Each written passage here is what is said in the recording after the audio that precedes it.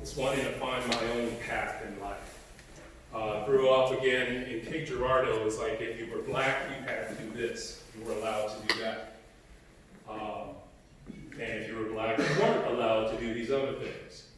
I was the youngest of 6 boys. My parents were divorced. My mother raised all of us.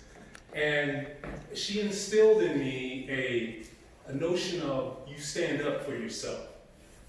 You fight for yourself. I don't think she knew how deep that meant to me or how ingrained that became for me my entire life. And again, so growing up, I didn't like what I saw. I stayed home a lot. But what I saw when I was outside of home was the racial divide and the peg holes that I was determined to be in because of the color of my skin. I didn't like that. I watched a lot of TV, and I just had these idealized visions of what the world should be. I didn't like the racism that I saw on cable. And being a nerdy little kid that I also was deep into Shakespeare. And there was one line out of Shakespeare that struck me then, and I was reminded of it years and years and years, over the years, was to thine own self be true. And for me, that has been the theme of this entire journey for me. To thine own self be true. I had to be true to myself. I had to like who I saw in the mirror. So when it came time growing up, I did things that wasn't necessarily the things that black kids were supposed to do. I was in a band. I played saxophone. That was frowned upon by my family. They thought I was just being like them. My nickname from my community, and especially my family, was they repeatedly called me Oreo. Black on the outside, white on the inside. Because I didn't do things that blacks are supposed to do. I didn't walk black. My hair wasn't styled the black way. Recently, one of my brothers read my book, and he came to the part where he said he remembers me walking in the backyard trying to practice my walk. Because I was trying to figure out how am I supposed to walk as a black man. I just think, and he remembered that fondly. He never told me about it then, but it struck him this time. So I established myself in doing my own thing. So finished with high school, time for college. I knew I was going to go to college. None of my family went to college, and I knew I was going to go. So looking about for schools, I discovered Millikan University. Wow, I'm going to go there. Came for a visit, was hooked immediately. And when I made the announcement that I was going to Millikan, I said, well, why aren't you going to SEMA? Why are you going there? Isn't that a white school? No one knew anything about Millikan when I was growing up, except they knew that it was white. And I don't know if they thought it was white because I chose it or they had researched it. So it was a big decision for me to go to Millikan. I received a lot of resistance. But that's what I wanted to do. And I came to Millikan, just was taken in immediately by the place. And then I made that fateful decision to plead T. Yeah! And I'll tell you, that was one of the best decisions that I made. That was a family for me. There was acceptance there. And for me, that was the struggle all along, was just acceptance. Don't look at me because, obviously they knew I was black. It's me. Cliff Barnes was the other African American there. But, I wasn't naive enough to think that my fraternity members didn't see color when they saw me. Well, of course I saw color. But they didn't judge me by it. They accepted me for who I was. I had a wonderful time. So Millikan combined with the Tea House really set me up for just knowing who I am as a person. Millikan showed me that I could be myself. The hell with everyone else who couldn't accept it. I could be me. That instilled that in me and really helped me go forward. And then, I came to Millikan knowing I was going to go to law school and went off to law school. One interesting thing with that, again, the family dynamic. When I said I was going to college, I remember this conversation with my grandmother. She said, well, you going to college, I thought was all right. But going to law school, that's a little above where black folks are supposed to be. I loved my grandmother dearly. That really hurt when she said that. But I just said, well, Grandma, that's what I'm going to do. And it's not that I didn't give a damn about what she thought. I had more concern about what I wanted. So law school happened, more separation from the family, because again, I'm doing things that the white folks do. No problem, got through law school. Then it starts getting interesting. Last year in law school, I'm wondering, okay, what's my next step going to be? I knew I wanted to get out there and see the world somehow, but I was not seeing as many opportunities in St. Louis for international travel and anything like that. So this third year, reading the newspaper during lunch, and there it was. A help wanted ad, join the CIA. I mean, I love it. I still am just, I think it's hilarious. One, I found it that way, but the reaction I get from people, it's like, oh, how did you join the CIA? I said, I answered an ad. And it wasn't a hidden ad. It's not like as if I showed up somewhere for a business consultant opportunity.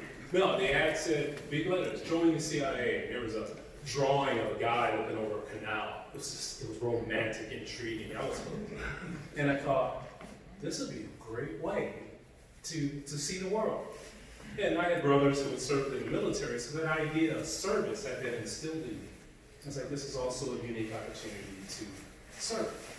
So proudly, took a long time in the process, over a year, poked and prodded every which way. Every background aspect of my life was investigated. I'm sure some of my fraternity brothers were questioned about my background. And I did find out what some of them said during the trial. So I was accepted, and it was a tremendously proud time. I'm sure you've all seen the pictures of the CIA building and the huge parking lots in the back. Well, of course, everybody would park in the back and then go in the back door area. Well, I would park my car, and being new, I'd park way out there. But I would walk all the way around to the front of the building, routinely, so I could walk in the lobby and walk across that huge emblem of the CIA. I was absolutely proud to be there. It was a wonderful thing for me. People think about dream job. I felt I found my dream job. And so I'm going through training and everything. And I got a little hint of what was to come when one of the black officers who was there came up to me and looked at me and said, why are you here? And I knew what he meant. Why would I be here? I've obviously got talent or knowledge and experience, whatever. Why am I here at a place where I'm not going to be appreciated? I took offense. Even though I knew what he meant, I took offense at that. And it made me even more determined, because I was thinking, well, you're here. Well, why can't I be here? And, I should have just as much opportunity as anybody else. I think he looked at me with a bit of a smirk, but that really kind of ticked me off. But it made me even more determined that I knew I had a place there, and I was going to prove it. And through the years, after training, I learned Farsi with the agency. And then I ended up on the Iran task force and then learned Farsi. And again, I had that moment of, arriving. Because when I was a kid, one of my favorite things to do was watch the news, as I said. And one of my favorite things was so intrigued by the Iran hostage crisis. I guess I'm giving away my age.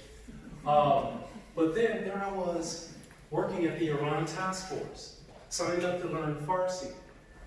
My dream job just kept getting better. It was amazing. And even through the preliminary times, I was traveling the world. Now, I'll call CIA people spies. Well, that's a bit of a misnomer. I was a case officer, a clandestine case officer. I went in undercover.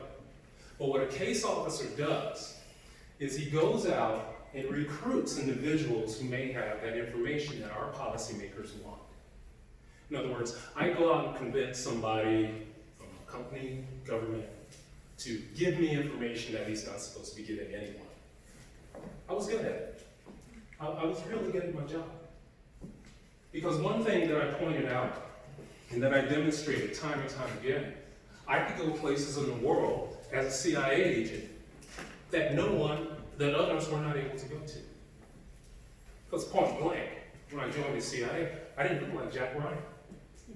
I had no problems going anywhere in the world. No one ever suspected that I was with the CIA. I was able to operate in areas that some of our officers were afraid to go. I was good at my job. Time's progressing, and I'm wondering why I'm not receiving the same opportunities to move up for advancement. And I'm not receiving the same tools as everyone else. Now, when I say tools as a case officer, mainly we're talking about cover. In other words, if I'm operating in whatever country, I'm there ostensibly as maybe a businessman, maybe a government employee. I was never given proper cover, ever. And despite that, I was still successful.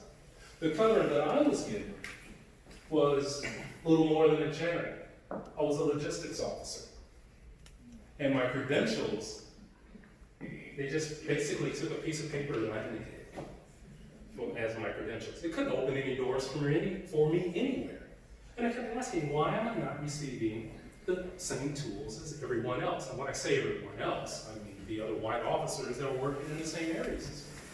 I was the only black officer in the Iran task force. So I sort of had enough, and so I went to confront my supervisors, what's going on. And the CIA, being what it is, had no compunction in telling me exactly what was going on. I was there, I'll never forget it. I was there with my supervisors, and they said, well, we have concerns about security because you kind of stick out as a big black guy speaking Farsi. And I was really taken aback by that. After the shock wore off, which was a millisecond, I was getting really angry. I said, well, wait a minute. When did you realize I was black? And mainly, why does that make a difference? I've already proven myself. But again, the CIA being what it is, yeah, deal with it. And I was close to quitting right at that moment. I had been there for years and I was close to quitting. I said, no, they're not going to treat me like this. I'm going to do the best job I can and show them exactly what they have. I'm a resource for this organization and they're going to see me. So trudged through. A bunch of different assignments. Then I end up in New York as a case officer working in Iranian target. But then everything continued.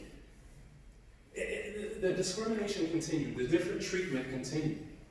And this despite the fact there was a new consulate at the new Russian consulate there in New York. FBI, CIA, they were all trying to figure out some way to get to this guy. I go to one party. I had no credentials to go to the party, but I went. The next day, I went to the FBI, gave them the contact information for not only the consul who was going to go to a football game with me, but I also had his security officer give the contact information, and another attaché from the consul. The FBI was like, well, we've been trying to get these guys for years. I went to my CIA supervisor and said, imagine what I could do if I had proper cover. But that didn't sway them at all. Still levied upon me requirements at least 2 times more than anyone else. Okay, I'm still trying to fight through this, but then it came to a head, especially when I was involved with the infamous Operation Merlin. To give you a little background on that, Operation Merlin was a plan to hinder or hamper, slow down the Iranian efforts to gain a nuclear weapon. This was going to be done by taking plans for a component for a nuclear bomb and getting it into their program. The key was that these plans would have a flaw that they would not be able, no one would be able to detect. Our national labs worked on it. The approvals were, from the, as I was told, from the highest levels of government. Basically, I was told that the president approved this plan. So I was involved. My job was to, and this was a long-running program before I got involved. My job was to train an intermediary to make contact with the Iranians, hopefully the right Iranians. And this guy was a Russian scientist, nuclear scientist. Very difficult man to work with. But I trained him. He was scared to death of Iranians. I trained him, I assured him he was ready to go. Very difficult working with him, but I worked through all of that, again, showing my work at the organization. And then we're getting ready to launch the operation. I had him make some good contacts with the right Iranians in their nuclear program. I put him in the right direction. We're ready to launch. We had a meeting, beautiful, it was in California, wine country. And this was a meeting to show him the plans finally. And just so he's familiar with them, so he can know what he's talking about to get it to the Iranians. Before the paper hit the table, before those plans even hit the table, he took one look and said, "This won't work." Every alarm went off in my head. I was like, whoa, wait a minute. This is not what I was told. And if we give these plans to the Iranians, and they immediately know that there's something wrong with it, they being scientists, what are they going to do? They're going to fix it. So instead of hindering their program, we might be speeding it up. So it didn't make any sense to me. I went to my lead on the operation at that time and said, whoa, wait a minute. What's going on? This is not what I was told. All the safety mechanisms you said were there are not there. His response to me was, shut up. I went to other areas within the agency to talk about my concerns. The response pretty much was the same. After I made my concerns known, the pressures increased. Instead of 2 times more than any other officer, I was being required to do 3 times more. And still, no proper support or proper tools. At that time, then I had enough. I said, okay, I tried to resist this, but I started the Equal Employment Opportunity Complaint process within the CIA. And about at that same time, I was removed from Operation Merlin right at launch and kicked out of New York. And so it was all just really shocking to me. It's like, wait, I'm trying to do the right thing. I'm standing up for myself. Why am I being punished? I couldn't understand. So the internal EEO process was a complete joke. Completely, it was as if I didn't exist. But everybody had glowing comments about me, but there was nothing about the treatment that I had been receiving. So I decided then to file in federal court. The agency was really ticked off with me when I did that. They said, well, security wants to come out and talk to you about that suit you filed. Like, well, they know where I live. They said, well, they wanted me to review it with them. And I politely said, I am a lawyer, and I do know how to file a suit. I think it's all in order, and there's no classified information in it. Couldn't really argue about it. So shortly after that, I was fired from the agency. And with regard to my suit, amazing enough, the government argued that if my discrimination suit were to go forward, that it would pose a threat to national security. The court agreed. I'm still taken aback saying that today, that an African American fighting for his civil rights in this country is a threat to our national security. But courts agreed with that. And the court that agreed with that and tossed my case out wasn't finished with me, actually. So the journey then was becoming really confusing to me. What the hell was going on? I lost my job. And then I couldn't find another job. I was searching everywhere. This was after 9/11. Here I was, an experienced intelligence officer, had worked in our counterterrorism center, had worked in our counterproliferation center, knew Iranians left and back. I couldn't get a job with anyone. No one would even, the emails would be sent, an inquiry maybe come back, but then everything would dry up. I lost everything.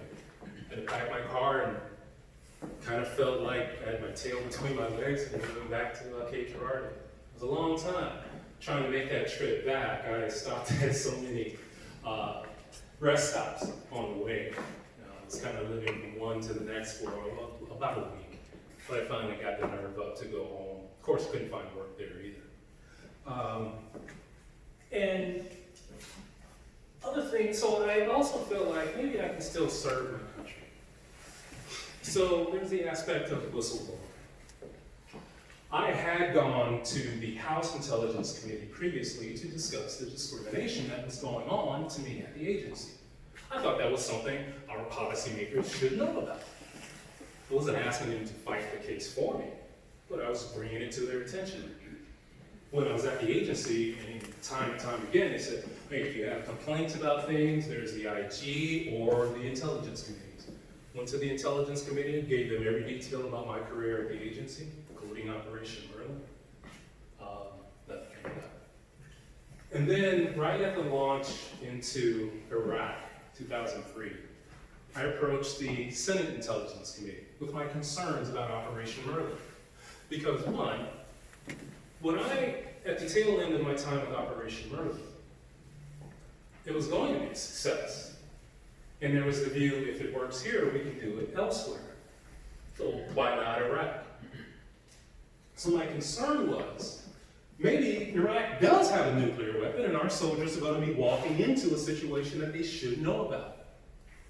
And the other concern was my sort of afterthought about Operation Merlin.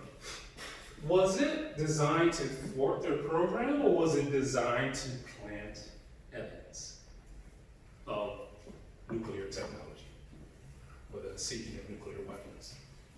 So either way, I did not want that to be a justification for illegal war. But the main concern was safety for our troops.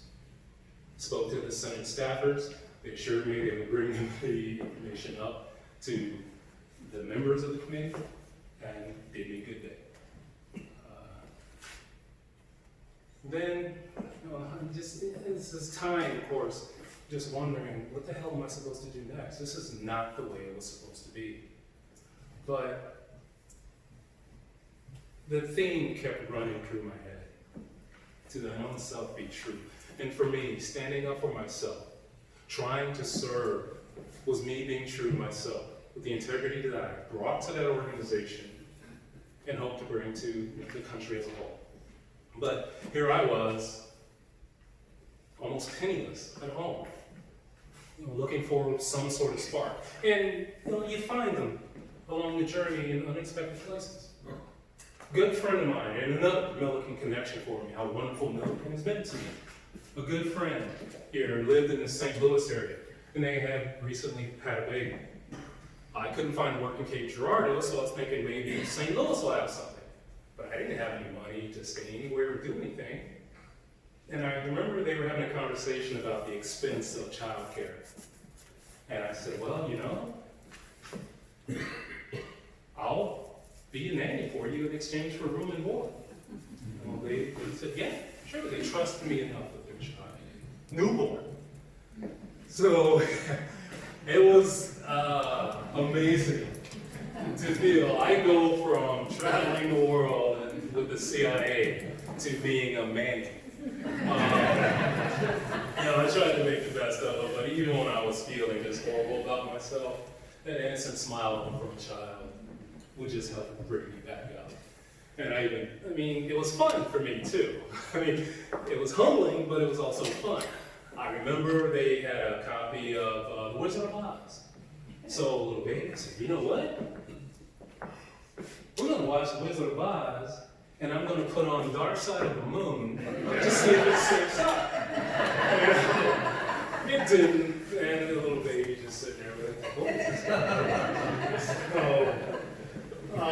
That's just trying to make the best of the situation and just trying to enjoy life, even in the worst sort of situations. Then I was able to find a job, good job, insurance company. I was go from, let's see, lawyer, CIA agent, to a fraud investigator for a health insurance company. And I did a great job with them. I was in charge of our Part D fraud investigations, saved Medicare and that company, WellPoint, Anthem, if you will, millions upon millions of dollars, assisted the FBI in multiple prosecutions of fraudsters for the Part D program and other Medicare programs. Life was good. Then the FBI showed up at my door. I was sort of incensed. I mean, here's my past coming back. They were asking me about, did I know about some book out written by some author? I was like, no. I really had no idea. They showed me the book. It was by James Reiser. They were trying to make the connection because I did have a relationship with that reporter. He had written an article about my discrimination suit. And during my trial, jumping ahead a little bit, the government revealed that nothing classified was disclosed in that article. So, but all of a sudden, I gave this information about Operation Merlin to this reporter who put it in a book that he wrote. I'm like, what the hell? It doesn't make any sense. So then just the ball started rolling with that. And it's like wondering what else is out there, what else is happening. Did a search warrant, 2006, I believe. And being a lawyer, I'm like, well, crap, I get a search warrant, an indictment is sure to follow quickly. I wasn't indicted until late 2010. It's almost 4 years from search warrant to indictment.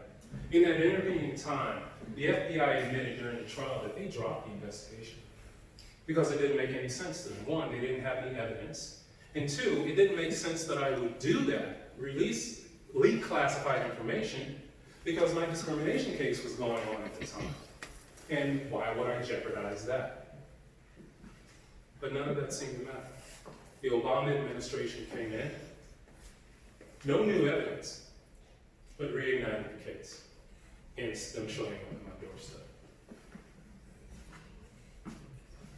So I really didn't know what was going on, what to expect. I was wondering, I'm going to have help with this. But as I had learned previously, help sometimes won't be there.